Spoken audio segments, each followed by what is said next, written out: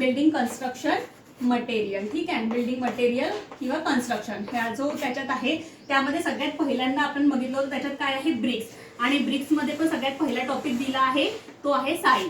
Size आणि आपल्याला BRICS माहिती आहे आता काय होते. ब्रिक्स काय होते, वीट होते. विटामध्ये सगळ्यात वरच्या साईडला दिला जाते एक फ्रॉग. तर आणि त्या फ्रॉगला पण दोन टाईपचे त्याचे म्हणजे आकार असतो. एक असतो असा गोलाकार आकार आणि एक असतो असा चौकोनीकार आकार. असा त्याचा खाचा दिला जातो, ज्या खाच्यामध्ये इथनं असं थोडं डीप असते आणि या साईडला असं असते. आणि जो तो चौकोनाकार आकार असतो त्याचा साईज आहे 100 mm आणि हा आहे 60 mm. आणि जो तो डीप आहे तर डीप साईज आहे त्याचा 10 to 20 mm. आणि सेम जो गोलाकार आकार आहे त्याचा साईज आहे 100 mm आणि हा आहे 40 mm आणि सेम 10 to 20 mm. आणि आता जर ब्रिक्सचा जो साईज बघितला त्याचे डिफरंट टाईप आहे. सगळ्यात पहिले जेव्हा कंट्री साईड ब्रिक बनवत होत्या किंवा त्याला काय म्हणतो आपण नॉन कंट्री साईज आहे किंवा नॉन स्टँडर्ड साईज आहे.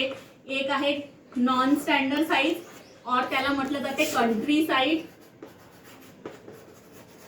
तर त्याचा जो साईज होता सगळ्यात पहिले काय दिला होता त्याचा 230 into 114 into 76 mm.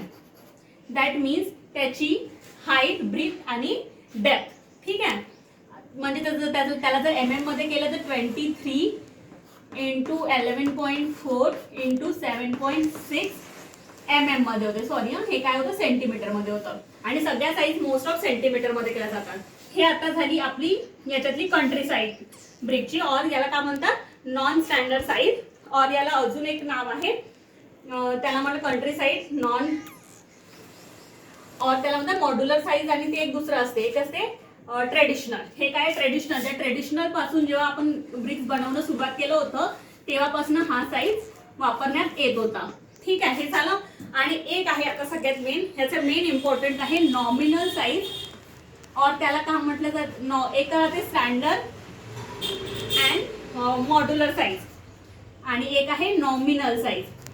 नॉमिनल म्हणजे नॉमिनल नंतर येते आणि सगळ्यात पहिले काय येते मॉड्युलर और स्टँडर्ड साईज. मॉड्युलर और स्टँडर्ड साईज.